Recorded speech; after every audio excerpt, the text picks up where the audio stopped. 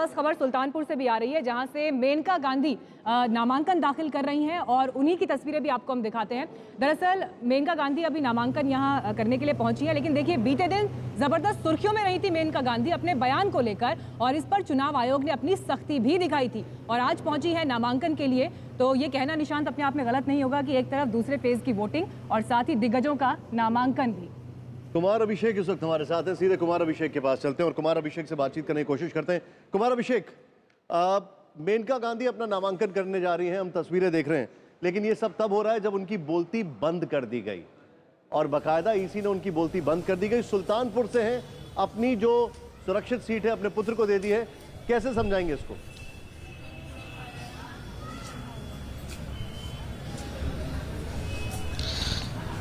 देखिए निशांत, इस बार सुल्तानपुर की जो लड़ाई है वो बेहद ही रोचक है, क्योंकि पिता माँ और पुत्र दोनों ने अपनी सीट अदला बदली कर ली है। पीलीभीत से वो सुल्तानपुर चली गई हैं और सुल्तानपुर से वरुण पीलीभीत आ गए हैं।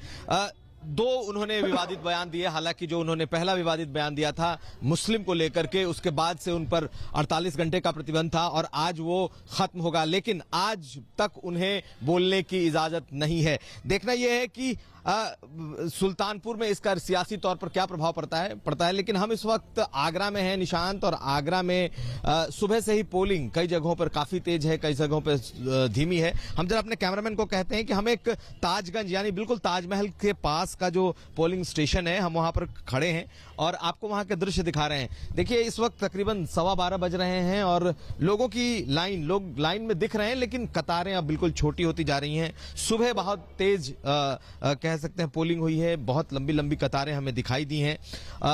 इस वक्त यहां पर जो हमें कतार दिख रही है वो बहुत ज्यादा नहीं है, लेकिन बीजेपी का ये गढ़ रहा है। इस बार सीधी लड़ाई यहां पर महागठबंधन यानी बीएसपी के उम्मीदवार से यहां पर है और कोशिश यहां भी पोलराइजेशन की हुई है। अब देखना यह है कि ऊंट किस करवट बैठता है। अभिषेक, मैं आपके पास आ रहा हूं। यहां पर आशुतोष जी, एक सवाल है मेरा यहां पर, फर्स्ट फेज और सेकंड फेज में। जी कुमार अभिषेक, मैं आपके पास आ रहा हूं, 1 मिनट में आ रहा हूं मैं आपके पास। एक चीज जो हमने देखी फर्स्ट फेज और सेकंड फेज में, वो ये है कि बहुत ही डिसाइसिव अप्रोच, और वो अप्रोच थी ईसी की।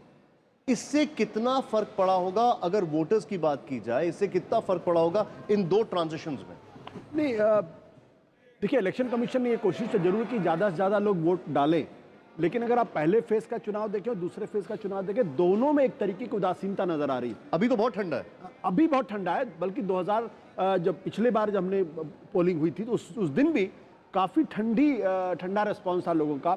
और 2014 में जहां 71 से 72% वोट पड़े थे, इस बार करीब 4 से 5% का उसमें मेरा सवाल इसलिए था क्योंकि मेनका गांधी का यहाँ पे हम लोग नॉमिनेशन दिखा रहे हैं जी। इससे ह्यूमन साइक पे कितना फर्क पड़ता होगा? ये जो कहा है कि इनके ऊपर अंकुश लगा दें, ये लगा दें, इससे क्या फर्क पड़ा होगा? देखिए मेरा मानना है कि इन सब चीजों का लोग अब यूज टू हो गए, इनका कोई बहुत ज्यादा फर्क नहीं पड़ता है। आप बहुत भीड़ इकट्ठा कर लें, हवा बनाने की, लेकिन अगर कोई नेता बीच में ना आ पाए, जैसे मेनका गांधी ना बोल पाए, योगी ने तो जुगाड़ निकाल लिया, मायावती नहीं आ पाए, उनके भतीजे आ रहे हैं वहां पर, तो उससे थोड़ा बहुत फर्क पड़ता है। आपका कार्डर थोड़ा डिमोरलाइज होता है। जिन जिन जगहों पे आपको रैली करनी होती, जहां पे पहले से तैयारियां चल रही होती हैं, वहां आप लोगों को मोबिलाइज करते हैं और इस नाम पे करते हैं योगी जी आएंगे या मेनका गांधी आएंगी या नरेंद्र मोदी आएंगे या अमित शाह आएंगे, और उस दिन अगर आपके बड़े नेता वहां पे रैली करने के लिए नहीं पहुंच पाते हैं तो डिमोरलाइजेशन जरूर होता है, लेकिन कोई बहुत ज्यादा असर पड़ता